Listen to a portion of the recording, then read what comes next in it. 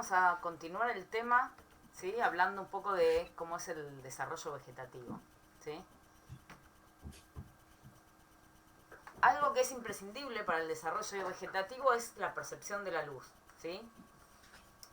¿Cómo hacen las plantas para percibir la luz? ¿Qué tienen? ¿Saben lo que tienen las plantas para...? No tienen ojos, ¿sí? Pero pueden ver la luz. ¿Cómo la ven la luz? ¿O cómo la perciben? Los fotorreceptores. Fotorreceptores. ¿Qué son fotorreceptores? ¿Tienen idea más o menos?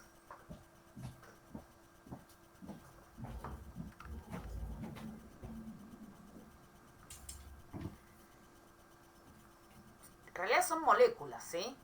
Tienen una parte proteica, ¿sí? Que viene de un gen, ¿sí? Una parte proteica y en general un cromóforo, ¿sí? Que es el que cambia de conformación según la luz que percibe, ¿sí? Las plantas tienen fotorreceptores que perciben distintas longitudes de onda, ¿sí? Tienen fotorreceptores que pueden percibir, por ejemplo, la luz UV, ¿sí? Como UR8, que es UVB lo que perciben, ¿sí? O luz azul y UVA, como los criptocromos, las fototropinas, ¿sí? Y después los fitocromos que perciben la luz roja y roja lejana, ¿sí? Una cosa son los fotorreceptores y otra cosa distinta son los pigmentos fotosintéticos, ¿sí? ¿Se acuerdan? Los pigmentos fotosintéticos son los que cambian, se excitan cuando absorben luz, ¿sí? Pero que participan en la fotosíntesis, ¿sí? ¿Se acuerdan? El complejo antena, estaba todo conformado, el centro de reacción es una clorofila y el complejo antena eran clorofilas y carotenoides, ¿sí? Bueno, eso es para la fotosíntesis.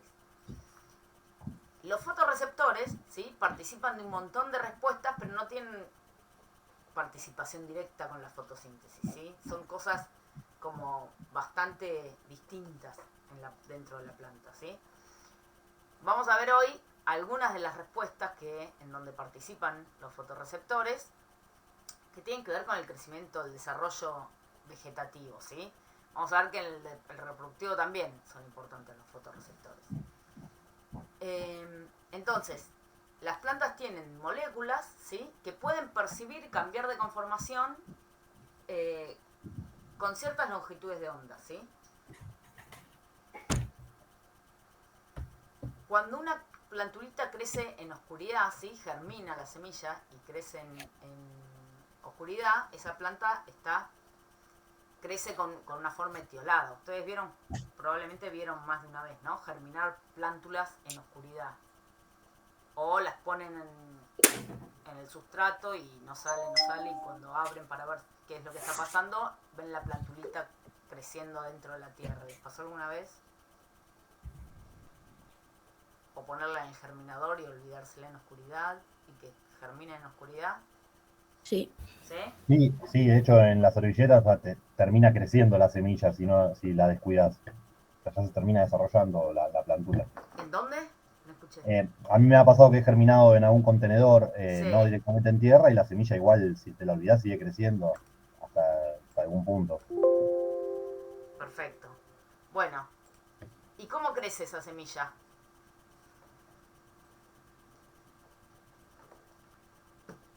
Cuando crece en oscuridad. Hacia arriba, tratando de encontrar la luz. Crece, pero ¿qué forma tiene? ¿Qué características tiene? Que es etiolada, que se estira más. Es alargada, ¿sí? Se estira mucho más que si germina en la luz. Se alarga mucho el hipocotilo. Los cotiledones suelen estar ¿cómo?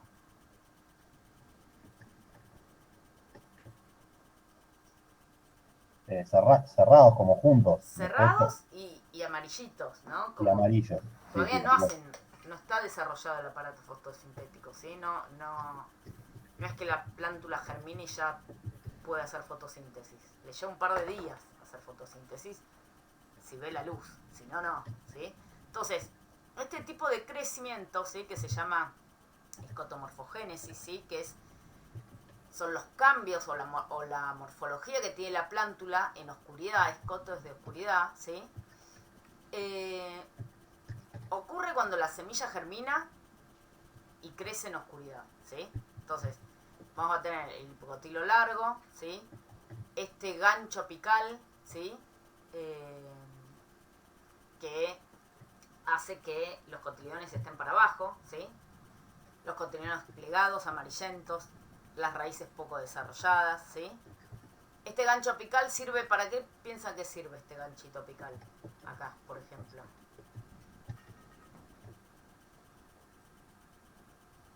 Fíjense, ¿qué pasaría si la semilla germina y los cotiledones abren así? Tendría que crecer la plántula con los cotiledones así abiertos para arriba, ¿no? Si tienen que atravesar la tierra, ¿sí? Tendría que empujar toda esta tierra, ¿sí? Para poder salir. En cambio, manteniendo los cotiledones plegados y doblados, ¿sí? Esta es la parte que empuja la tierra, ¿sí? Que no es tan sensible, ¿sí? Que se rompa un poquito, tal vez no es algo tan terrible como perder parte del cotiledón, ¿sí? Que es el que necesita para hacer fotosíntesis. Entonces, este tipo de gancho apical le permite a la plántula atravesar mejor el sustrato, ¿sí? Y evitar dañar los cotiledones, ¿sí? Entonces, este crecimiento ocurre siempre que la germinación sea en oscuridad, ¿sí? Y si la plántula no ve la luz, sigue creciendo, creciendo, creciendo, creciendo. Cuando en cambio percibe la luz, ¿sí? Ocurre lo que se llama la fotomorfogénesis, ¿sí? La plántula se desetiola, ¿sí? Este es un crecimiento de esta es una plántula que se llama etiolada. Etiolada es todas estas características que dijimos. Hipocotilos largos, el gancho apical, los cotiledones plegados, raíces poco desarrolladas. Eso es una plántula etiolada. En cambio, si germina y ve la luz, ¿sí? La plántula se desetiola.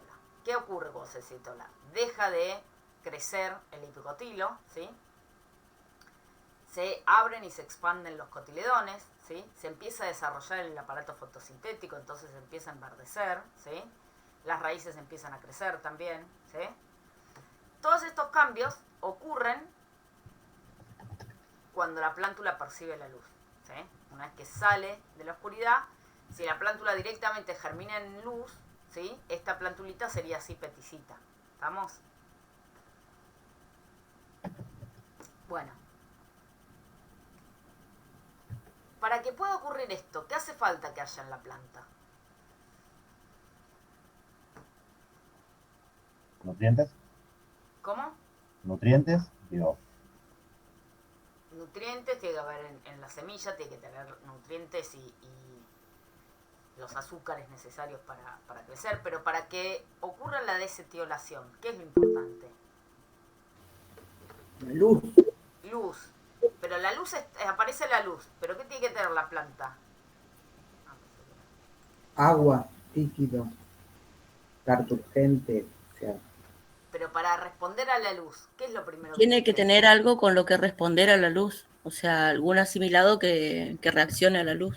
Lo primero que los, tiene que tener foto- es algo que vea la luz, ¿no? los El fotorreceptores. fotorreceptor, ¿sí?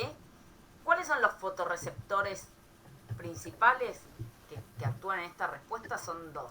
Los criptocromos, ¿sí? Que las plantas puede haber más de uno de cada uno, ¿no? Pero los criptocromos, que son los que perciben la luz, principalmente la luz azul, ¿sí? Y los fitocromos, que perciben la luz roja y rojo lejano, ¿sí? Estos dos fotorreceptores son los principales en esta respuesta de desetiolación, ¿sí? Uno puede tener plantas que sean mutantes, ¿sí? Hay una planta que vamos a ver bastante, que es esta, que es Arabidopsis, ¿sí? Esta es la plantulita, ¿sí? De Arabidopsis. Que es una Arabidopsis es una rosetita pequeña, ¿sí?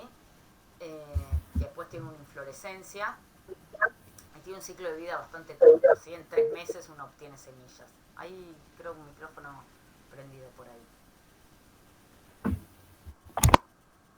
¿Puede ser? Sí, Ahí va. Entonces, Arabidopsis tiene varias facilidades que la hacen fácil, digamos, también para trabajar, ¿sí? En investigación. Entonces hay un montón de cosas de las que vamos a ir viendo que están que se descubrieron por lo menos primero en Arabidopsis, ¿sí? Después hay muchas cosas que se van descubriendo en otras plantas, pero en general todo lo que es cuestiones de crecimiento y desarrollo y de respuestas de las plantas a la luz se sabe muchísimo en Arabidopsis, ¿sí? Entonces, y se tiene un montón de mutantes, ¿sí? Porque es muy fácil generar mutantes en Arabidopsis y uno puede acceder a mutantes casi de cualquier gen. Entonces, vamos a ver bastantes cosas en Arabidopsis, pero la realidad es que por lo menos esta parte de fotomorfogénesis funciona en muchísimas plantas, ¿sí? Esto ya se sabe en un montón de otras plantas, no solo en Arabidopsis.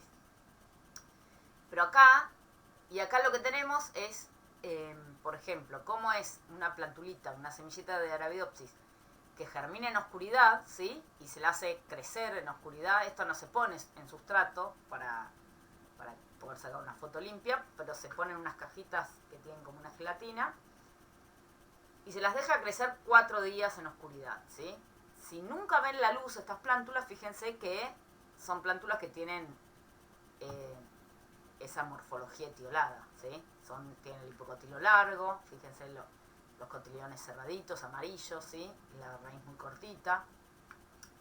Si en cambio las semillitas de Arabidopsis germinan y se ponen directamente a germinar en luz, ¿sí? A crecer en luz, tiene otra morfología, ¿sí? Que es lo que llamamos una planta desetiolada, ¿sí? El hipocotilo es cortito, acá no se ve, pero la raíz es bastante larga, ¿sí? Está toda enrollada. Los cotiledones ya están abiertos, empezando a enverdecer, ¿sí? Entonces, esta es la planta normal, digamos, que está creciendo en luz, ¿sí? Y esta es si germina y crece en oscuridad. Bueno, en Arabidopsis existen mutantes de los fotorreceptores, ¿sí? Acá tenemos un mutante, una planta que es igual a esta, pero que en los 2 genes que codifican para los criptocromos, ¿sí? Arabidopsis tiene 2 criptocromos, no están, no es que no están, tienen una mutación que hace que no sean funcionales, ¿sí? Entonces, esta planta no tiene los criptocromos funcionales. Entonces, no puede percibir bien ¿qué? La luz azul, ¿sí? Pero los fitocromos sí los tienen, la luz roja sí la percibe. Entonces, cuando uno se fija cómo es la morfología de esta planta en luz, ¿sí? En luz, yo acá le estoy dando luz blanca, pero la luz blanca tiene luz roja, luz azul, ¿sí? Tiene todo el espectro visible. Lo que veo es que esta plantita es más alta que esta, ¿sí? Los cotiledones no están tan verdes, son más chiquitos, ¿sí? Todavía no abrieron del todo. Pero, de todos modos, un poco de setiola, ¿sí? Es más, esto no es lo mismo que esto, ¿sí? Si uno ve qué es lo que pasa ahora en una mutante, ¿sí? Una doble mutante, para 2 fitocromos, ¿sí? En Arabidopsis hay 5 fitocromos, pero el A y el B son los principales, ¿sí? Son los que tienen una respuesta más fuerte. Cuando uno ve qué pasa cuando faltan esos 2 fotorreceptores de luz roja y rojo lejana, fíjense, la plantulita es más larga todavía, ¿sí? Entonces, esto es lo que uno ve cuando crece la planta, ¿sí? En luz, pero que la planta no tiene fotorreceptores, los fitocromos, ¿sí? Para percibir la luz roja, ¿sí? Sí tiene los criptocromos. Si uno se fija qué es lo que pasa, en cambio, cuando tenemos una mutante, pero que ya le faltan 4 fotorreceptores, ¿sí?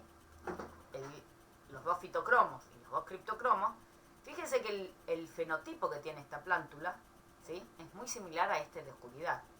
¿Por qué es eso? Si está creciendo en luz. ¿Qué es lo que pasa? Al no tener los receptores funcionando, no la reconoce la luz. Ahí va, es como que no la reconoce la luz, ¿sí? No la ve, ¿sí? Es como de algún modo como nosotros. Si nosotros tenemos luz, pero si nos tapan los ojos y no la vemos, no podemos distinguir si hay o no hay luz. Bueno, a las plantas les pasa lo mismo. Si no tienen los fotorreceptores, no pueden distinguir si hay o no hay luz. Y sobre todo lo que no pueden es responder a la luz, ¿sí? Entonces, este fenotipo que nosotros vemos en esta planta normal, que tiene todos los fotorreceptores cuando crece la luz, es porque en la planta se disparan un montón de respuestas que no ocurren en esta planta que está en oscuridad, ¿sí? Entonces, para que se disparen esas respuestas, lo primero que tiene que ocurrir es que se perciba la luz, ¿sí? Entonces, cuando sacamos la percepción de la luz, ¿sí? Le mutamos, le sacamos los fotorreceptores a la planta no puede responder a la luz, ¿sí? Entonces, por eso, ¿sí? Una cuádruple mutante de los dos principales fitocromos y los dos criptocromos es prácticamente ciega a la luz, ¿sí? Prácticamente tiene un fenotipo muy, muy similar al de oscuridad, ¿sí? No es idéntico, ¿por qué? Porque todavía le quedan algunos fotorreceptores, ¿sí? A esta planta. Tiene algunos fitocromos, ¿sí? Tiene 3 más. Tiene VR8 también, ¿sí? Que algo hace también. Entonces, algunos fotorreceptores todavía le quedan. No es idéntica a la planta de oscuridad, pero es bastante parecida, ¿sí? Entonces, los fotorreceptores son los que inician, ¿sí? Este proceso de desetiolación, ¿sí? Y entonces, estas respuestas que nosotros veíamos de este pasaje entre la oscuridad y la luz, ¿sí? Ocurre gracias a que existen estos fotorreceptores que perciben esa señal, ¿sí? Y responden, ¿sí? Disparan una serie de respuestas, varias respuestas. Una tiene que ver con inhibir el alargamiento del hipocotilo que venía ocurriendo en la oscuridad, promover la expansión de los cotiledones, el desarrollo del aparato fotosintético, promover el desarrollo de las raíces, ¿sí? Todas estas respuestas, ¿sí? Están todas disparadas por los fotorreceptores, ¿sí? Que cuando perciben la luz, cambian de conformación y disparan esas respuestas, ¿sí? Bueno. Una vez que la plantulita crece, ¿sí? Va respondiendo, va creciendo también, ¿sí? Al estímulo lumínico, dependiendo de dónde venga el estímulo lumínico. Hay algo que llamamos fototropismo, que es el crecimiento de las plantas hacia la luz, ¿sí? Por eso fototropismo. No sé si vieron alguna vez, si les pasó, tener alguna planta de interior cerca de alguna ventana, ¿sí? Las plantas que son capaz no plantas tan de interior, sino plantas que son más de sol, ¿sí? Pero que capaz las tienen en algún lugar donde les llega más o menos buena luz, la tienen cerca de una ventana y la planta se mueve, ¿sí? Si ven, las hojas se direccionan hacia la dirección de donde viene la luz. No sé si les pasó alguna vez, acá hay una fotita con plantulitas, ¿sí? Pero también pasa con plantas adultas, ¿no? Que todo el tallo y las hojas van y crecen hacia la luz, ¿sí? Tienen esta respuesta que llamamos fototrópica, ¿sí? Que es el crecimiento, ¿sí? Positivo, ¿sí? Si es fototropismo positivo, a favor o hacia la dirección de donde viene la luz, ¿sí? Existe también un fototropismo negativo, ¿sí? Que es cuando el crecimiento es en contra de la luz. Bueno, el tallo, ¿sí? La parte aérea de las plantas tiene fototropismo positivo, crece hacia la luz. Las raíces, en cambio, tienen fototropismo negativo, ¿sí? Crecen en contra de la luz. ¿Cómo es que ocurre este fototropismo? ¿Qué es lo que pasa? Bueno, lo primero que tiene que haber, ¿qué tiene que haber? ¿Quién piensan que están involucrados acá, en esta respuesta? Los fotorreceptores. Fotorreceptores, ¿sí? Lo primero que tienen que tener las plantas es poder percibir la luz, ¿sí? Bueno, los fotorreceptores que perciben la dirección de la luz, ¿sí? Son las que se llaman fototropinas. Nosotros habíamos visto, no sé si se acuerdan, cuando vimos agua, que las fototropinas eran encargadas de abrir los estomas cuando empezaba a amanecer. Bueno, las fototropinas hacen eso y las fototropinas hacen esto también, ¿sí? Y se las descubrió en realidad primero por esta respuesta, ¿sí? Por eso se les puso el nombre de fototropinas, ¿sí?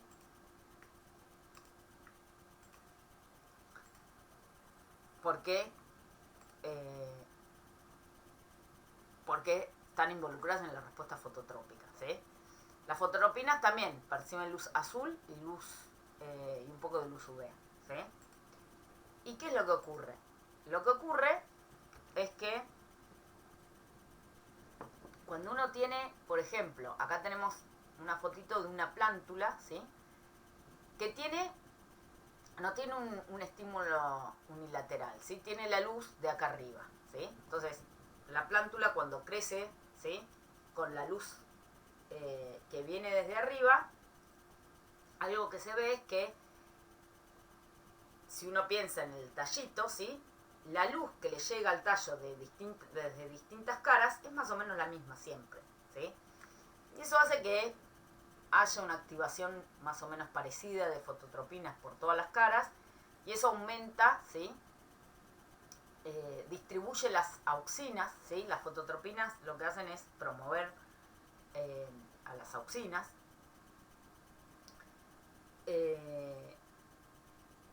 Y lo que uno ve es que acá, perdón, no les mostré, estas plantas son plantas transgénicas que tienen como una especie de reportero, ¿sí? Que digamos, tienen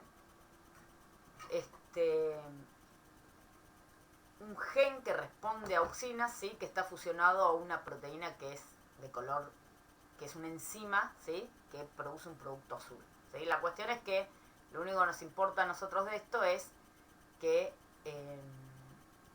cuando se ve coloración azul, ¿sí? Nos da una indicación de que hay muchas auxinas ahí, ¿sí? ¿Se acuerdan las auxinas? Todos tienen claro qué son las auxinas. ¿Alguno se anima a decir qué es? Eso estaba en la clase grabada. Hormonas de crecimiento. Hormonas de crecimiento, ¿sí? Son hormonas que promueven el crecimiento, ¿sí? Entonces, y son hormonas que si bien uno las puede poner artificialmente, pero son hormonas que son naturales, que las produce la propia planta, ¿sí? Entonces, en el hipocotilo, ¿sí? O en los tallos hay auxinas, ¿sí? Que son las que promueven que vaya creciendo el tallo. Bueno, cuando la luz viene de arriba, ¿sí? Y la luz está pareja por todos lados, las auxinas están también distribuidas parejas en todo el tallito, y eso promueve el crecimiento sin problema, ¿sí? Y entonces la plantita va creciendo hacia arriba. Si en cambio lo que uno tiene es una luz unilateral, ¿sí? Una luz que viene desde una dirección sola, ¿sí? De este lado,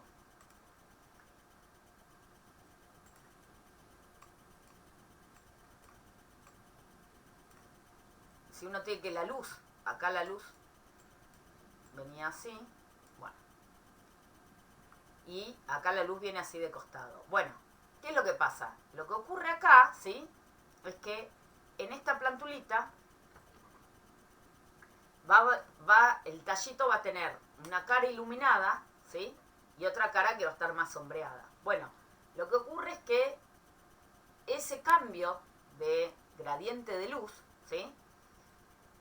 Provoca un gradiente de activación de fototropinas, ¿sí? Las fototropinas se activan más de este lado, que está más iluminado, que de este otro. Y eso promueve que cambie la distribución de las auxinas, ¿sí? Y lo que hacen las fototropinas es distribuir y aumentar la concentración de auxinas en la parte sombreada, ¿sí? Entonces, si uno mira en detalle esta partecita, ¿sí?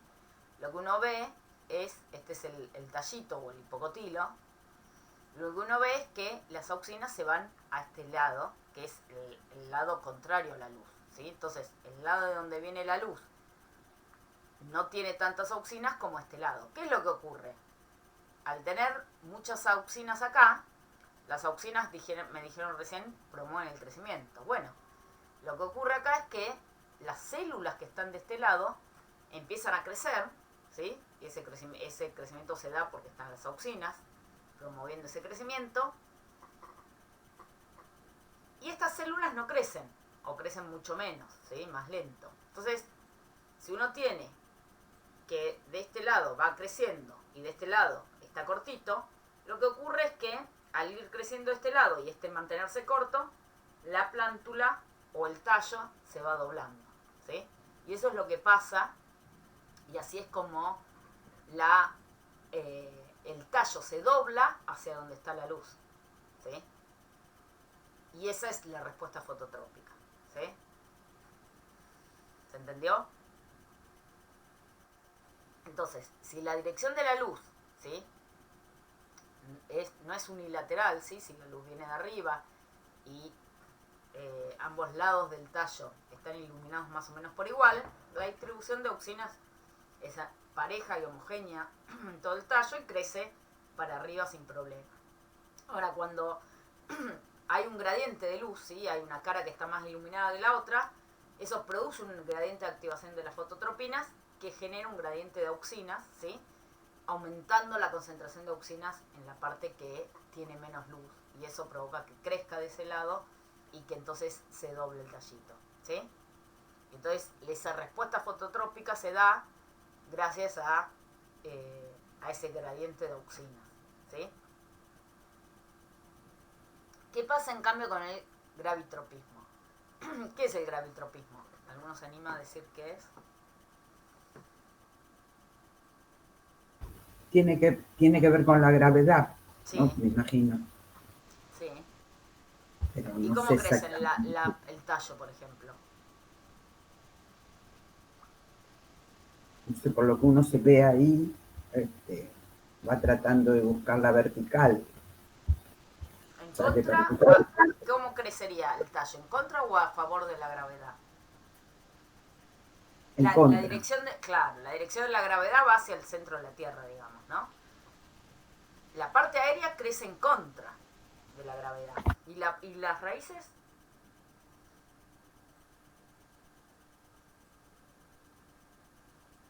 ¿Cómo crecen las raíces? ¿Hacia dónde crecen? Para abajo, Hacia abajo. la gravedad. Centro de la gravedad, ¿sí? ¿Estamos? ¿Sí? ¿No? Sí, sí. Sí. Bueno. Entonces, los tallos tienen gravitropismo negativo, ¿sí? Y las raíces tienen gravitropismo positivo, ¿sí? Si uno pone semillitas, ¿sí? Si uno pone, por ejemplo, acá una semillita germinal, lo que suele ver es esto. Y lo ponemos, para ver el gravitropismo siempre se hace en oscuridad, ¿no? Porque si uno lo hace con luz, interfiere con la respuesta fototrópica, ¿sí? Uno diría, bueno, si yo pongo la luz acá arriba, qué sé yo, no sé si es porque está creciendo a favor de la luz el hipocotilo y en contra de la luz la raíz, o por la gravedad. Entonces, si uno hace esos trabajos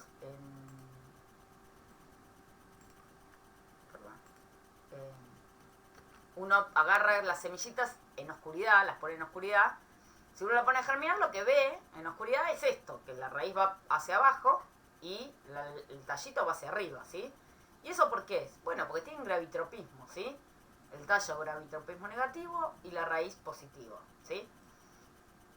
Si cuando está germinando, yo ahora la doy vuelta a la raíz, la semilla, ¿sí? Fíjense, la pongo la raíz para arriba y el tallo para abajo, y la dejo un tiempito, fíjense qué es lo que pasa. Empieza a crecer, se dobla y vuelve a ir para abajo, ¿sí? Si yo la pongo de costado, con la raíz así de costado y la dejo un tiempito, también se dobla y va para abajo, ¿sí? Acá estamos viendo esa respuesta gravitrópica, ¿sí? La raíz va hacia el centro de gravedad y el tallo siempre va en contra, ¿sí? Acá, fíjense, se da vuelta, ¿sí? ¿Estamos? Entonces,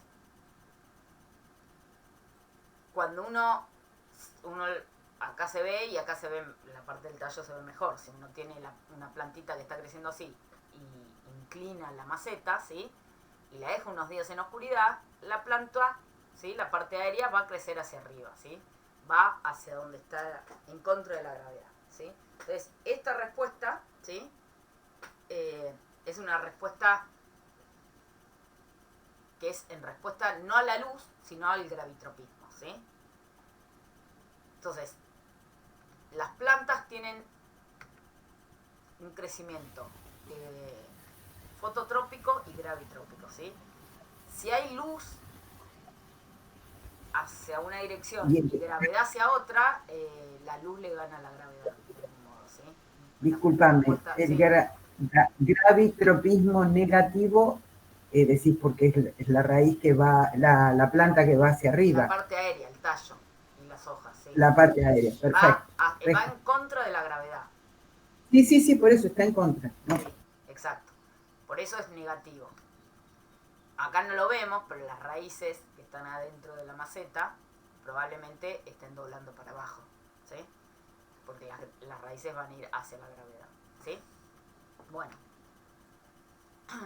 Otra respuesta, ¿sí? Que ocurre en las plantas, ¿sí? Durante el desarrollo vegetativo tiene que ver con la dominancia apical. ¿Saben lo que es dominancia apical? Es el crecimiento del tallo por el ápice superior o el ápice apical. Sí, es la dominancia del ápice, ¿sí? Dominancia. Lo que hace el ápice principal es inhibir yemas laterales, ¿sí? Entonces yo tengo una plantita, ¿sí? Y por ejemplo, le corto y le saco el ápice, ¿sí? Lo que se ve es que después de unos días empiezan a salir, ¿qué? A brotar estas yemitas, ¿sí? Estas yemitas en esta planta no estaban saliendo, ¿sí? Estaban inhibidas, no crecían. ¿Cuándo empiezan a crecer? Bueno, empiezan a crecer cuando yo le corto el ápice, ¿sí? Entonces, cuando uno remueve el ápice, ¿sí? Se libera la inhibición que había sobre las yemas laterales, ¿sí? Por eso, ¿sí? Es que muchas veces cuando uno quiere tener plantas que sean más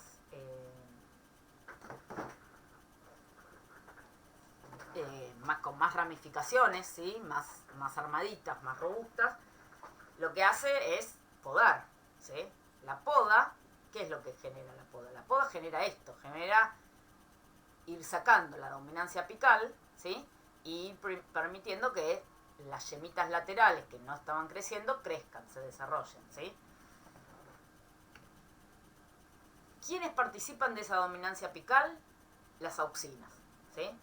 Cuando uno, por ejemplo, acá de vuelta vemos que cuando yo corto, ¿sí? Yo acá tengo yemitas que están inhibidas, ¿sí? Cuando yo corto y saco el ápice principal que está acá, ¿sí? Lo que se ve es que estas yemitas que estaban reprimidas, inhibidas, empiezan a crecer, ¿sí? Si yo corto el ápice, pero ahora le pongo un taponcito, ¿sí? Que puede ser un algodoncito, ¿sí? Con auxinas, ¿sí? Las yemitas no crecen, ¿sí? Entonces, ahí lo que están poniendo a prueba, ¿sí? En este experimento es que son las auxinas que produce el ápice, ¿sí? Lo que mantiene esa dominancia apical, ¿sí? Si yo no le pongo auxinas, las yemas crecen. Si yo corto el ápice, pero le pongo auxinas, ¿sí? Al ponerle yo un algodoncito con auxina, lo que hago es reemplazar las auxinas que estaba produciendo el ápice, ¿sí? Y fíjense que ahí inhibo la dominancia apical. Entonces, las auxinas promueven la dominancia apical, ¿sí? Y hay hormonas que promueven o inhiben la dominancia apical y promueven la ramificación, ¿sí? Como son, por ejemplo, las citoquininas, ¿sí? Entonces, las citoquininas son como en esta respuesta son lo contrario a las auxinas, ¿sí? Promueven la ramificación. Entonces uno puede poner en plantitas, ¿sí? Estas son, se les suele llamar la rosa del desierto. Si uno le agrega citoquinina, fíjense, estas son las plantitas sin ninguna hormona, ¿no? Cómo crecen. Cuando yo le pongo citoquinina, fíjense que ramifica un montón, ¿sí? Acá le ponen citoquininas y además le ponen gibrelinas para que ramifique y además crezcan en alto. Pero independientemente de eso, ¿sí? Fíjense cómo el agregado de citoquininas aumenta mucho la ramificación, ¿sí? Entonces, las auxinas inhiben la ramificación, las citoquininas la promueven, ¿sí? Y la estrigolactona, que es otra hormona, también inhibe la ramificación, ¿sí? Acá lo que vemos es plantas que son mutantes, deficientes de estrigolactona, ¿sí? Esta es una planta de arroz, ¿sí? Normal, ¿sí? Normal muchas veces se le llama genotipo salvaje, ¿sí? A la planta normal, ¿sí? Que no está mutada. Y acá a la derecha vemos una planta que está mutada en una enzima que es necesaria para producir estrigolactona, ¿no? Entonces, esta planta lo que tiene es que produce menos estrigolactona. Bueno, ¿qué es lo que vemos con esta planta? Tiene menos ramificaciones, ¿sí? Tiene más ramificaciones que esta. Entonces, ¿qué podemos decir? Bueno, cuando produce menos estrigolactona, ramifica más. Bueno, cuando estaba en esta normal, que tiene bien los niveles de estrigolactona, están siendo inhibidos, esa estrigolactona inhibe la ramificación, ¿sí? ¿Se entiende? Porque cuando yo la saco, como en esta planta, ¿sí? O disminuyo sus niveles, no ramifica. Acá vemos lo mismo, ¿sí? Con plantitas de arveja, ¿sí? Y acá tenemos plantitas de arvejas normales, y acá tenemos plantitas de arveja que también son un mutante que produce poca estrigolactona. Fíjense que bajar los niveles de estrigolactona aumenta mucho la ramificación, ¿sí? Entonces podemos decir que las auxinas y las estrigolactonas inhiben la ramificación, ¿sí? Mientras que las citoquininas la promueven, ¿sí? ¿Estamos? Sí.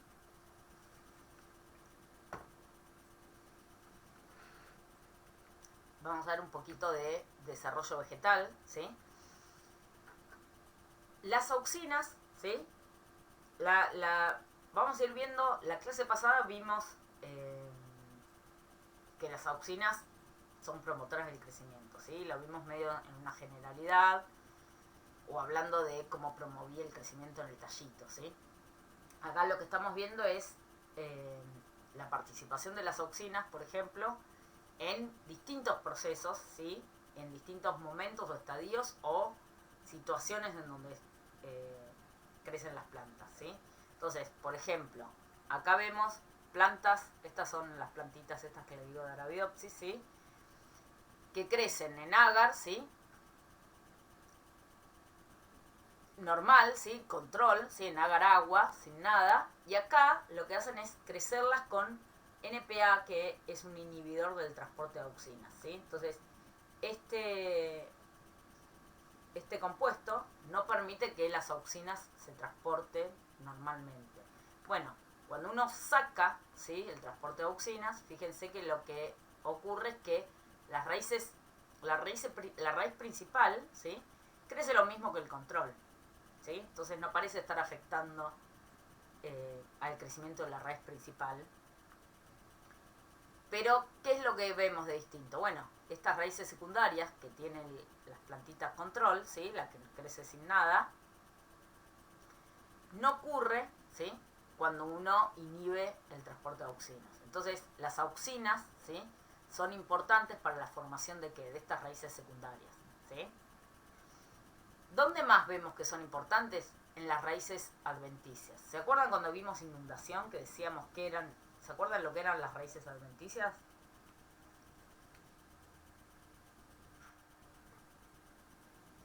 Las que salen por por arriba arriba.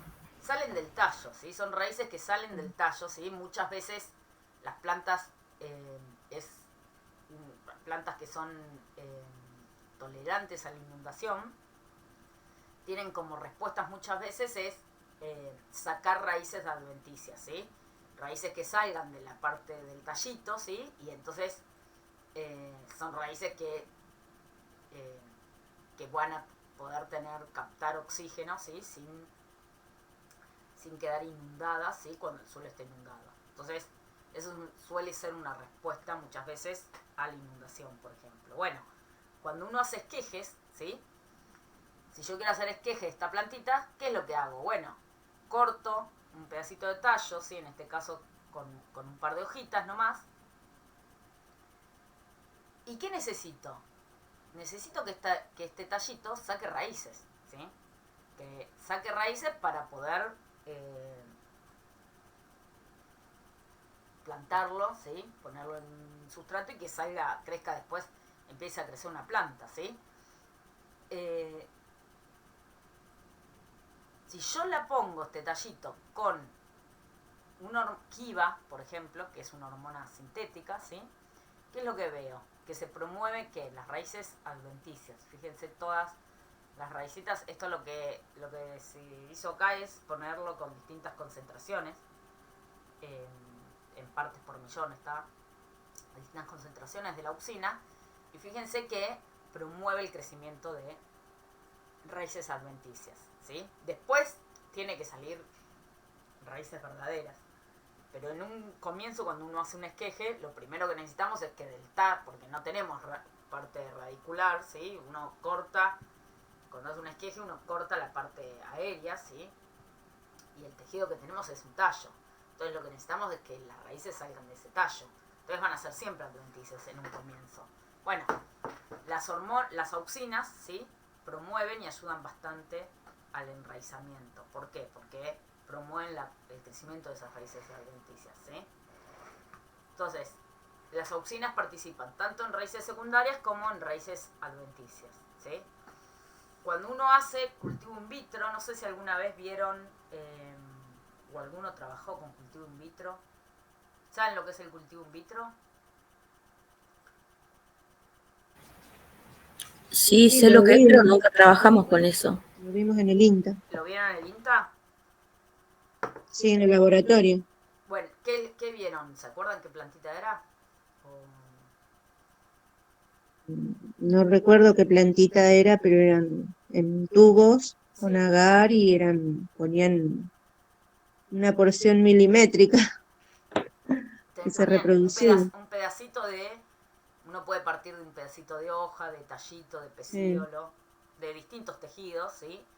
Depende de la especie con la que trabaja, en general los ponen a punto para un tipo de tejido u otro, pero la cuestión es que se pone un pedacito de tejido y lo ponen en un medio que genera, ¿qué se genera? Se genera como una masa amorfa, ¿no? Un Como un crecimiento, cultivo, ¿cómo? como un cultivo, ¿no? Como un lugar donde se cultiva, en este caso las raíces y eso, como un lugar, como para un hongo que uno lo pone en un lugar de cultivo. Bueno, pienso que esto será una cosa similar. Lo que Bien. se hace es, si yo por ejemplo agarro un pedacito de hoja, ¿sí? ¿Yo qué voy a tener? Voy a tener un montón de células que son células del mesófilo, ¿sí? Células que están diferenciadas para hacer fotosíntesis, ¿sí? Bueno, yo necesito, para hacer cultivo in vitro, quiero obtener una planta entera, ¿sí? De un pedacito chiquito que tiene solo células de hoja, ¿sí? Entonces, lo que se hace es, se lo pone en agar, en un medio que tiene una combinación de hormonas y de cosas promotoras del crecimiento que lo que hacen en realidad es desdiferenciar, ¿sí? Hacer que esas células que ya tienen una diferenciación vuelvan a cero, ¿sí? Se desdiferencien. Y entonces empieza a crecer como un callo amorfo de células, ¿sí? Entonces, lo primero que se hace en cultivo in vitro es tener como esas células de hoja, o si yo partí de tallito o de pecíolo, ¿sí? O puede ser de raíz, o puede ser de lo que sea, desdiferenciarlo y hacer que que crezca un cúmulo de células que no tienen diferenciación, ¿sí? Pero después voy a querer que de ese callo salga una plantita, ¿sí? Entonces yo voy a querer que de ese callo después salga en algún momento algunas células que se empiecen a diferenciar en hojas y raíces, ¿sí? Muchas veces el cultivo in vitro se utiliza o para reproducir especies difíciles de reproducir con reproducción sexual, ¿sí? Con semillas, o especies que capaz tienen virus, ¿sí? Y uno se quiere sacar de encima los virus. Este es un modo de sacarse de encima virus, ¿sí? Porque reseteás de algún modo al pasar por callo las células, o muchas veces para hacer plantas transgénicas, ¿sí? Para transformar, lo que se hace es eso, formar esos callos, transformar los callos, ¿sí? Y después conseguir plantitas que crezcan, ¿sí? de las células estas transformadas. Bueno, para lo que sea, lo que uno necesita es que de ese cúmulo de células indiferenciadas empiece a diferenciarse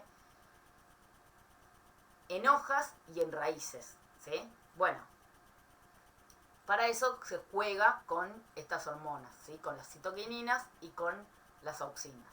Las auxinas, como vimos recién, participan en la formación de raíces y las citoquininas participan en la formación de hojas y tallos. Entonces, si yo pongo, ¿sí? En el callito le pongo solo auxinas, ¿sí? Lo que voy a tener que del callo salen raíces. Si en cambio le pongo solo citoquininas, lo que voy a tener que del callito salen solo hojitas, ¿sí? Cuando yo pongo una concentración más o menos similar de citoquininas y de auxinas, yo lo que tengo que del callito salen hojitas y raíces, ¿sí? Y entonces en cultivo in vitro se juega mucho con la proporción de estas hormonas para ir viendo, tratar de obtener, ¿sí? Plantulitas que tengan raíces y hojas, ¿sí? Todo lo que necesitamos, ¿sí? Pero lo que nos importa de esto es saber esto, que las auxinas promueven la formación de raíces y las citoquininas la formación de hojas y de tallos, ¿sí? Bueno, ¿cómo es el crecimiento de las plantas, ¿sí? Cuando perciben señales de otras plantas, ¿sí? Las plantas pueden, en realidad, las plantas pueden percibir, ¿sí? O diferenciar si están creciendo solas, ¿sí? O por lo menos alejadas de otras plantas, o si están creciendo cerca de otras plantas, ¿sí? ¿Y cómo perciben eso? Con la luz, principalmente con la luz, ¿sí? Hay otras señales que también pueden percibir, que tienen que ver con volátiles, lo vamos a ver más adelante, pero la señal principal tiene que ver con la luz, ¿sí? ¿Y por qué tiene que ver con la luz? ¿Cómo es el tema de la luz? Bueno, cuando uno, por ejemplo, si yo tengo un sensor de luz, ¿sí? Existen sensores de luz que pueden percibir la luz en todas las longitudes de onda, ¿no? Y entonces yo puedo agarrar y decir, bueno, mido cómo es la luz del sol. Cuando yo mido la luz del sol, ¿sí? Tengo este tipo de gráfico en general, ¿sí? ¿Qué estoy viendo acá? Y estoy viendo que entre 400 y 500 nanómetros, ¿sí? Las longitudes de onda, ¿se acuerdan? Esto nos da una idea del color de luz que estamos viendo, ¿sí? El sol, ¿sí? El sol tiene... los rayos de sol tienen una longitud de onda que van desde muy bajito, ¿sí? Hasta muy alto, ¿sí? Hasta por acá está el infrarrojo, ¿sí?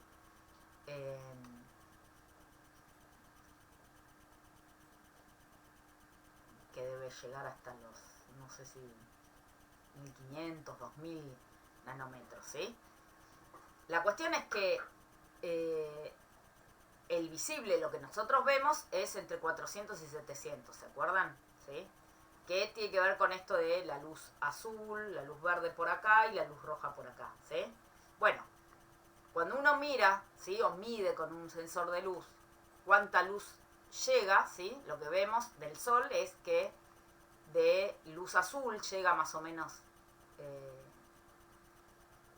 esta cantidad, esto está puesto en micromoles, ¿sí? 1 micromol por metro cuadrado por segundo, ¿sí? De luz roja llega un poquito más, ¿sí? 1,5, 1,3 más o menos, ¿sí? Y después, entre 700 y 800 tenemos algo que se llama rojo lejano, ¿sí? Que nosotros no lo podemos ver con nuestros ojos, pero las plantas tienen, ¿se acuerdan? Fotorreceptores, vimos recién, que se llaman fitocromos, que sí perciben tanto la luz roja como la luz rojo lejano, ¿sí? Del sol viene más o menos la misma cantidad de rojo lejano que de rojo, ¿sí? El rojo anda por acá y el rojo lejano por acá. Y de luz azul viene un poco menos, ¿sí? Bueno, ¿qué es lo que ocurre? Cuando una hoja percibe la luz, ¿sí? ¿Qué hacían las hojas? ¿Qué habíamos visto? ¿Qué pasaba con la luz cuando impactaba en una hoja?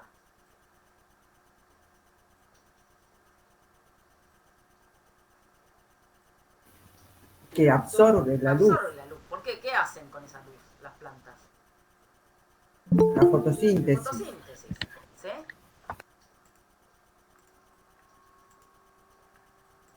Entonces, las plantas hacen fotosíntesis y eso, ¿cómo lo hacen? Absorbiendo luz. ¿Y cuál era la luz principal? Las clorofilas, ¿qué luz absorbían? La roja y azul. La roja y azul, ¿sí? Entonces, la luz roja y la luz azul es absorbida, ¿sí? El verde también absorbe un poco. Es absorbida por las hojas, ¿no? Entonces, si yo yo tengo el sensor y lo pongo a la luz del sol, ¿no? Mido esta luz. Si yo ahora la pongo abajo de una hoja, ¿sí? Está el sol acá, viene la hoja y pongo el sensor abajo, lo que observo es esto, ¿sí? Al sensor le llega un poquito de rojo y azul, que es lo que no llega a absorber la hoja, pero muy poquito, ¿sí? ¿Qué pasa en cambio con el rojo lejano? El rojo lejano, fíjense, llega un montón al sensor, ¿sí? ¿Por qué? Porque el rojo lejano no era absorbido, ¿sí? ¿Se acuerdan? Las plantas, el rojo lejano no es absorbido para la fotosíntesis. La fotosíntesis. ¿Sí? Las clorofilas no absorben rojo lejano o absorben muy poquito, ¿sí? ¿Qué ocurre con el rojo lejano? El rojo lejano es reflejado, ¿sí? Rebota en las hojas o transmitido o pasa de largo, ¿sí? Entonces casi todo el rojo lejano que llega del sol pasa, ¿sí? Entonces cuando uno pone un sensor de luz debajo de una planta, ¿sí? O de un canopeo, de un grupo de plantas, lo que vemos es este tipo de distribución lumínica, ¿sí? En donde tenemos muy poco rojo y azul y tenemos un montón de rojo lejano. Bueno, este cambio de luz, ¿sí? Que nosotros no lo percibimos, ¿sí? Nosotros cuando vamos por ejemplo, si estamos en un lugar descampado y nos metemos debajo de unos arbolitos, ¿qué es lo que observamos nosotros? Cuando te pones a la sombrita, comparado con el afuera, con respecto a la luz, ¿qué vemos? ¿Percibimos cambio o no? ¿O es lo mismo? Sí. No, es la sombra y lo que puede llegar a traspasar la luz, que en realidad siempre traspasa, pero que es lo que percibimos, que nos llega a nosotros. Pero ¿cómo vemos? Vemos que hay menos luz, ¿sí? Claro, Yo sí. estoy leyendo un libro, por ejemplo, estoy al sol, lo veo súper iluminado, me pongo abajo de un árbol y veo menos luz, ¿sí? Bueno, la intensidad de luz nosotros la vemos, que tiene que ver con esto. Esta intensidad baja un montón cuando uno está en sombra. Ahora, lo que nosotros no vemos es que el rojo lejano se mantiene alto, ¿sí? Las plantas sí lo ven, ¿sí? Las plantas tienen los fitocromos, ¿sí? Fitocromo B principalmente, que puede percibir la relación entre el rojo y rojo lejano, ¿sí? Entonces, El fitocromo B, ¿sí? Tiene dos conformaciones, ¿sí? Perdón, profe, ¿a qué se le llama rojo lejano? ¿A una longitud de onda más larga de la luz Sí, roja o qué es? sí, entre 700 y 750 nanómetros. Esto es rojo lejano. Entonces, el rojo es... El pico del rojo es en 650, ¿no? Pero uno más o menos, uno puede decir, bueno, el rojo entre 600 y 700 nanómetros es rojo. Todo esto es rojo. Después de los 700 viene el rojo lejano. Después sigue lo que se llama el infrarrojo. Esto. Acá está el rojo, ¿sí? Hasta los 700. Y de los 700 hasta los 750, si quieren, o hasta los 800, es rojo lejano. Los fitocromos tienen... cambian de conformación según la luz que están percibiendo, ¿sí? Si tienen mucho rojo, van a estar en su mayoría en una conformación que se llama PFR, que es la conformación activa. Cuando en cambio perciben más rojo lejano, ¿sí? Que rojo, ¿sí? Se inactiva, ¿sí? Y cambia de conformación, ¿sí? Es la misma molécula que cambia de forma. Entonces, cuando el fitocromo percibe luz roja, se activa, ¿sí? Su forma activa, que es PFR. Si en cambio percibe más rojo lejano, se inactiva, ¿sí? A su forma PR, ¿sí? Entonces, esta molécula, este fitocromo, puede percibir lo que se llama relaciones rojo-rojo lejano, ¿sí? En el Sol, la relación rojo-rojo lejana está cercana a 1, ¿sí? ¿Por qué cercana a 1? Y porque, fíjense, la cantidad de luz roja y de rojo lejano es más o menos parecida. En cambio, en la sombra hay mucho menos rojo y hay un montón de rojo lejano, ¿sí? Entonces eso hace que la relación, en el Sol, la relación rojo lejano es parecida a 1, ¿sí? 1,1, 1,2. En sombra, ¿qué tenemos? Tenemos poco rojo y mucho rojo lejano, ¿sí? Esto es muy grande. Entonces esto es menor a 1, ¿sí?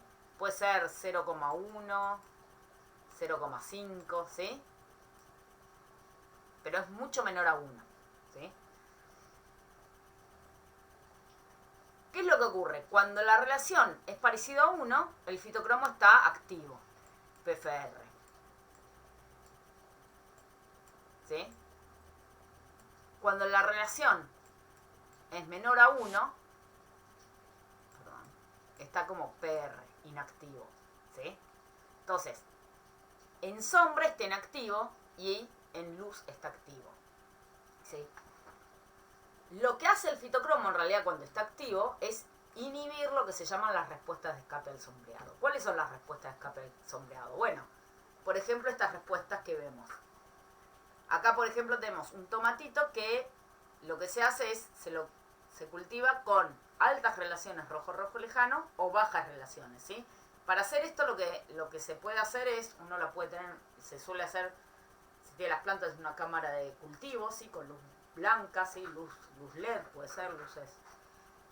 Y se le agrega, tenemos un grupo control en luz blanca y a otro grupo que está creciendo con la misma luz blanca, pero se le agrega luz roja lejana, ¿sí?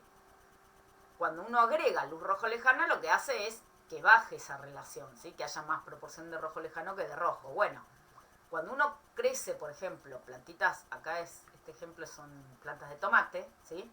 Fíjense, la planta de tomate que crece con alta relación rojo-rojo lejano, tiene este tamaño, ¿sí? Esta altura. Si crece con baja relación rojo-rojo lejano, fíjense cómo se promueve el crecimiento, ¿sí? Crece mucho más. Acá vemos qué es lo que pasa con, esto creo que es arroz. No, es una gramínea, no es arroz. no sé, es algún pasto, no sé cuál, festuca capaz. Fíjense, también, cuando tienen en luz blanca, ¿sí? Con alta relación rojo-rojo lejano, ¿sí? Crece con un montón más de macollos, ¿sí?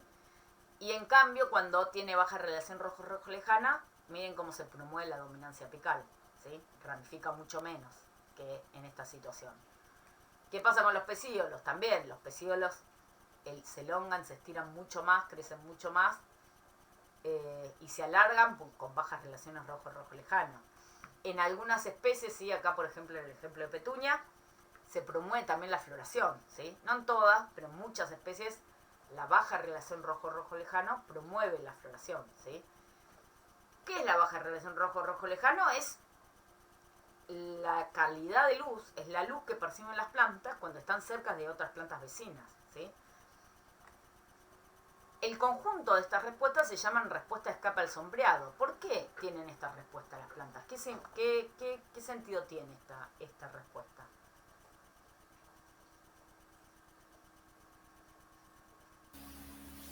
Las plantas necesitan luz para hacer fotosíntesis. Sí. Si alguien se lo está negando, ya tienen que buscar luz. Ahí va, compiten por luz, ¿sí? Las plantas compiten entre sí por luz. Entonces, este tipo de crecimiento, ¿sí? ¿Qué le permite? Le va a permitir, ¿sí? Tal vez alcanzar la luz antes de ser sombreadas por plantas vecinas, ¿sí? Lo mismo que esto, ¿sí? En vez de gastar energía en ramificar, si me va a quedar, si esta plantita está creciendo debajo de un montón de otras plantas y no van a tener estas hojas luz. Bueno, entonces se promueve la dominancia apical para crecer, estirarse, elongarse y tratar de llegar a la luz, ¿sí? Sin ser sombreadas, ¿sí? O, en un caso más extremo, promover la floración. Si ya si están muy sombreadas, se promueve la floración para producir semillas antes de tener mucho menos acceso a la luz, por ejemplo, ¿sí? Entonces, todas estas respuestas en su conjunto se las llama respuestas de escape al sombreado, ¿sí?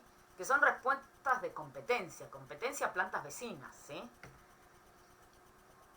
Y esas respuestas se dan, ¿sí? Por este fitocromo B, ¿sí? ¿Qué es lo que ocurre? En realidad lo que ocurre es que si hay luz solar, ¿sí? Si hay alta relación rojo-rojo lejano, el fitocromo se activa y lo que hace el fitocromo es inhibir que ocurran esas respuestas, ¿sí? En cambio, cuando estamos en una condición lumínica de sombra, la relación rojo-rojo lejano disminuye, el fitocromo se inactiva, ¿sí? Y entonces ahí se disparan todas estas respuestas de escape del sombreado, ¿sí? ¿Tienen alguna duda? Entonces, estas son respuestas de competencia, ¿sí? Entre plantas.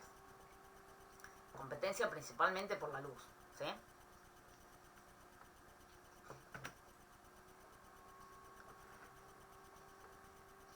Perdón,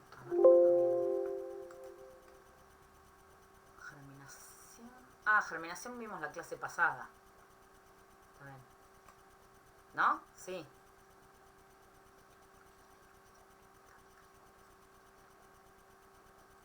¿Llegaron a la germinación o no? ¿Sí? Más o menos. Senescencia, obsesión. Vamos a llegar hasta acá. Y después hacemos el recreito, ¿sí? Voy a meter pata a esta parte. Bueno. A medida que, ¿se acuerdan que la clase pasada, ¿sí? Hablábamos de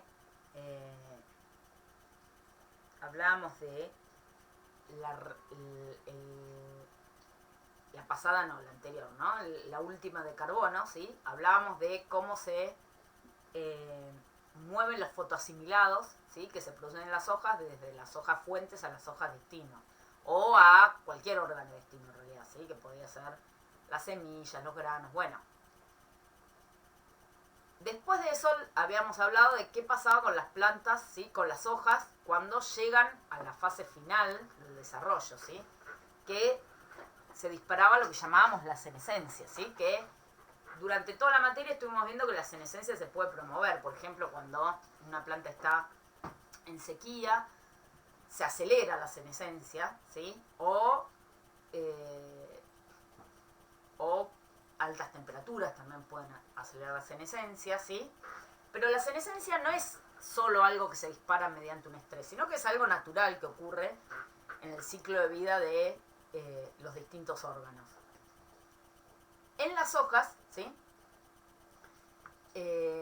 Cuando las hojas llegan a la fase final, ¿sí? Entran en senescencia.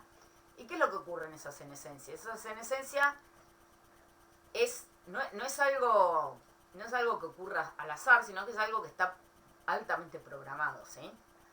Y algo que uno ve es que una vez que una hoja, por ejemplo, llega a su máxima expansión, ¿sí? En donde tiene altos contenidos de RNA ribosómico, por ejemplo, de proteínas, ¿sí? De clorofila. A medida que empieza, después de llegar a su tamaño final, a medida que van pasando los días, ¿sí? Empieza a entrar en senescencia. ¿Y qué es lo que se ve? Se ve que todas estas macromoléculas, ¿sí? Fíjense, empiezan a bajar, ¿sí? Cuando uno va viendo qué es lo que pasa en una hoja, ¿sí? 10 días después, por ejemplo, de haber llegado a su tamaño final, si ya entró en senescencia, lo que obtenemos es que cada vez tiene menos proteínas, menos clorofila, menos RNA. ¿Por qué tiene menos de todas esas cosas? ¿Qué es lo que está pasando con eso?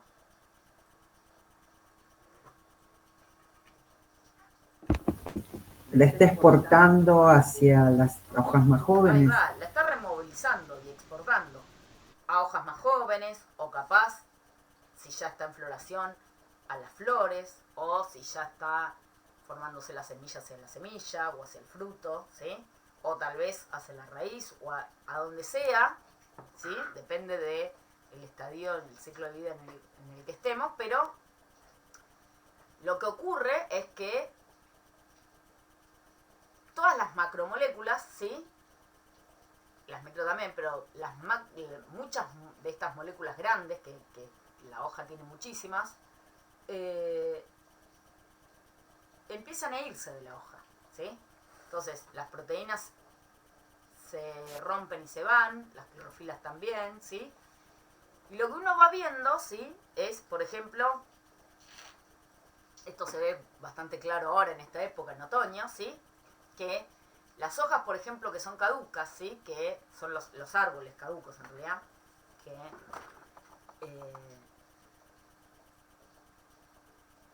sus hojas entran en senescencia, ¿sí? En el otoño, ahora vamos a ver por qué, pero lo que empieza a ocurrir es que empiezan a ponerse cloróticas, amarillas. ¿Qué cosas? Bueno, fíjense, en general siempre tiene algún patrón, ¿sí? Va poniéndose amarillo la parte como más vieja, ¿sí? Las primeras células que se fueron formando en una hoja. ¿Y qué es lo último que queda verde? Fíjense, ¿qué es lo último que queda verde? Las nervaduras. Las nervaduras. ¿Por qué las nervaduras? ¿Qué hay ahí? Está la parte circulatoria, está el floema. El floema, ¿sí? Floema y xilema tenemos acá. ¿Y por qué es lo último verde el floema? ¿Tiene lógica eso? Y porque sigue funcionando, todavía le sigue llegando el líquido. En realidad es porque es por donde tienen que irse las cosas, ¿sí? Empieza a desmantelar, ¿sí? Y las cosas que se desmantelan, ¿por dónde tienen que viajar? Y se tienen que cargar al floema y irse, ¿sí? Entonces, por eso es lo último que queda verde, ¿sí? Y ya cuando ya no le queda más nada que desmantelar, ¿sí? Nada, por lo menos hay algunas cosas que quedan. ¿Cuáles cosas quedan en la hoja esta senescente? El calcio, el El hierro. calcio, por ejemplo, el hierro, ¿sí? Los micronutrientes que no son móviles, ¿sí? Esos quedan en la hoja. Pero después, el resto casi que no queda nada, ¿sí? La clorofila, que es verde, ¿sí? Uno ve las hojas verdes por la clorofila principalmente, desaparece toda, fíjense. La clorofila se rompe, se desmantela y viaja hacia otras hojas, ¿sí? Entonces, la redistribución de los nutrientes, ¿sí? es muy importante en esta senescencia, ¿sí? Y esto ocurre de un modo programado, ¿sí? Por eso uno puede ver cómo todas las hojas, por ejemplo, de un árbol caduco entran en senescencia más o menos al mismo tiempo, ¿sí? Y uno las va viendo que se van poniendo cada vez más amarillas hasta que después, ¿qué pasa con esas hojas? Caen, ¿sí? La senescencia está controlada genéticamente, ¿sí? Por ejemplo, acá tenemos unas plantitas, ¿sí? Que son, esta planta es un mutante, ¿sí?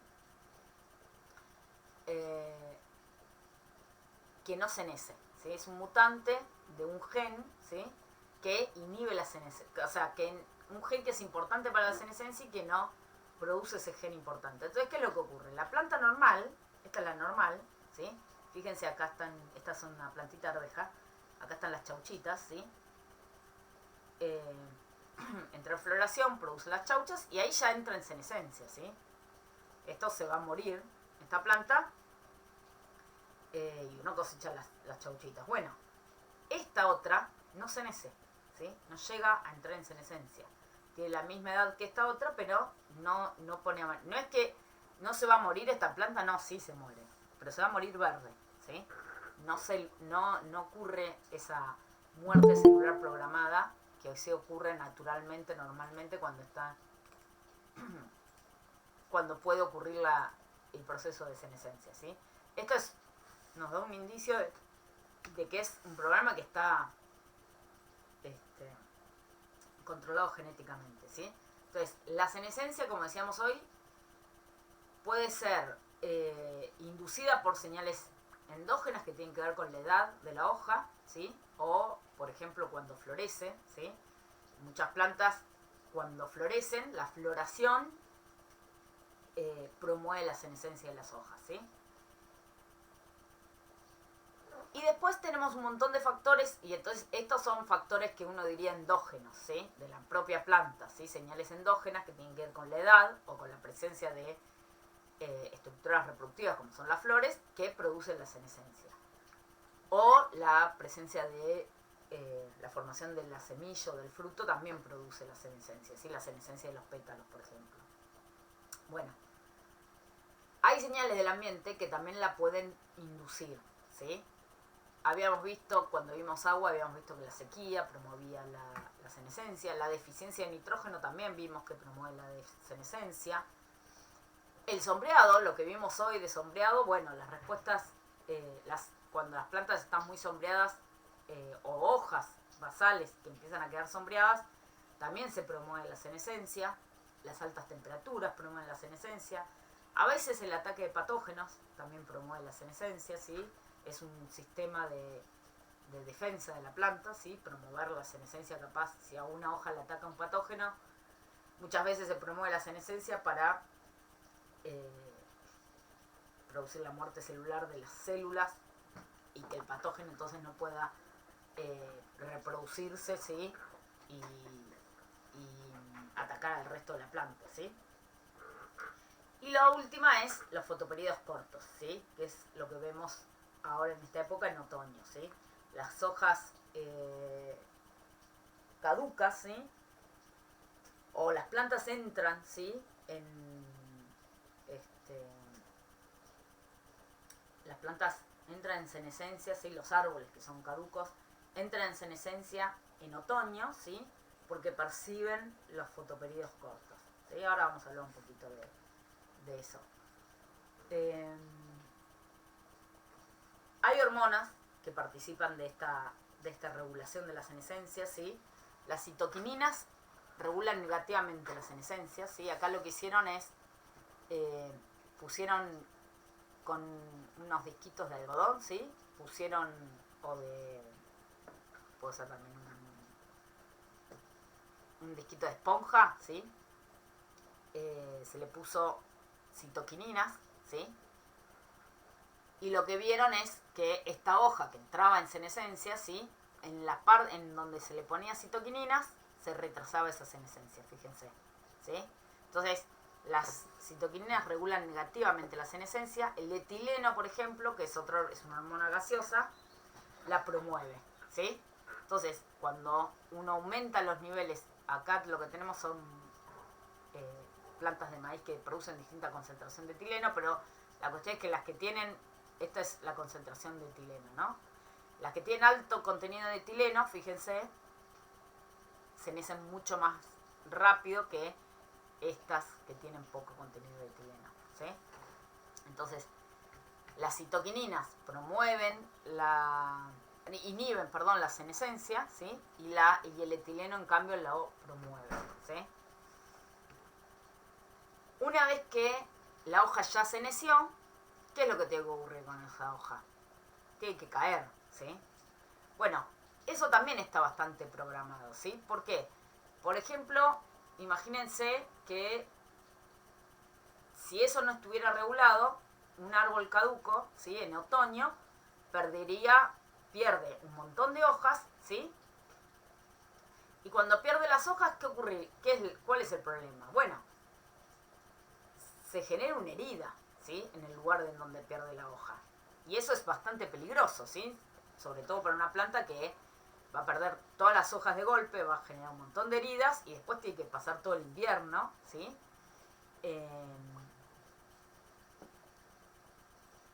En una situación en donde no tiene hojas que estén haciendo fotosíntesis, ¿sí?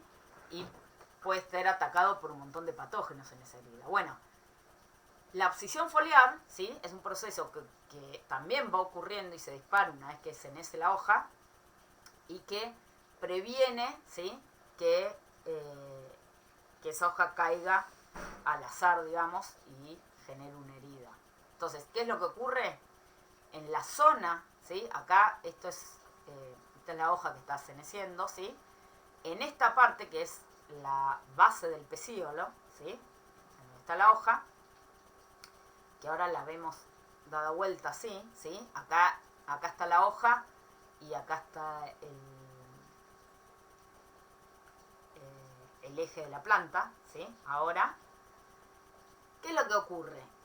En esta zona de abscisión foliar empieza a ocurrir dos cosas. Por un lado, la parte que queda del lado de la hoja empieza a activarse la división celular, ¿sí? Y entonces las células estas se empiezan a dividir, y entonces son células que cada vez son más chiquitas, ¿sí? Porque se están dividiendo, no llegan a crecer, son un montón de células chiquititas. Se empieza a producir también enzimas hidrolíticas, que son enzimas que debilitan la pared celular, ¿sí? Y por otro lado, y eso ocurre entonces en el grupo de células que quedan del lado de la hoja. En el grupo de células que quedan, en cambio, del lado del tallo, ¿sí? Lo que ocurre es lo contrario, ¿sí? Empieza a aumentar la suberina, ¿sí? La suberina es un compuesto que es muy impermeable, ¿sí? Al agua, y que le da mucha rigidez a las células, ¿sí?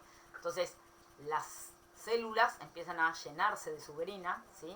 A engrosar mucho la pared, ¿sí? A hacer que estas células que quedan de este lado sean células, son células grandes, ¿sí? Mucho más rígidas, ¿sí? Y bastante impermeables al agua, ¿sí? Al movimiento del agua, ¿sí? Por el apoplasto. Entonces, ¿qué es lo que ocurre? Tenemos, la hoja está todavía agarrada en la pared, ¿no? Lo que ocurre es que una zona de células se engrosan y estas otras, en cambio, se debilitan. Bueno, lo que ocurre es que después, o por la gravedad o por un viento, se produce la caída de la hoja, cuando cae la hoja ocurre un sellado rápido de la cicatriz foliar, ¿sí?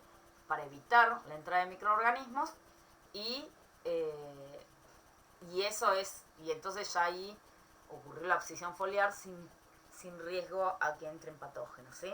Entonces, los árboles, ¿sí? Que en otoño, por ejemplo, pierden un montón de hojas y además un día como hoy, por ejemplo, que capaz hay un montón de viento, bueno, el viento ayuda un montón a que caigan esas hojas. Si no estuviera ocurriendo todo este proceso previo y caen las hojas, se generaría un montón de heridas que son muy peligrosas para una planta. Bueno, la abscisión foliar permite evitar todo eso, ¿sí? Y que una vez que caigan las hojas ya esto está sellado y no permite la entrada de microorganismos, ¿sí? Entonces, después de la senescencia ocurre la abscisión foliar, que también todo esto está determinado genéticamente, ¿sí? Es un proceso que está muy regulado. Y las hormonas son parte de esa regulación, ¿sí? Lo que ocurre es que cuando la hoja no está senescente, las auxinas que producen inhiben la abscisión foliar.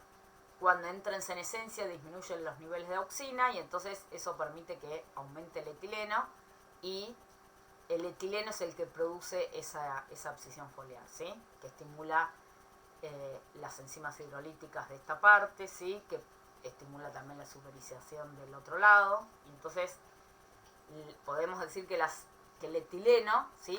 Promueve, hoy decíamos que promovía la senescencia, también promueve la abscisión foliar, ¿sí? Entonces, nada, esto está regulado, ¿sí? Genéticamente y regulado por hormonas, ¿sí? Fíjense, acá tenemos una planta, ¿sí? Acá tenemos una planta normal que cuando le ponen etileno pierde todas las hojas, ¿sí? Se promueve la senescencia. Esta planta es insensible, ¿sí? Es una planta que es mutante, ¿sí?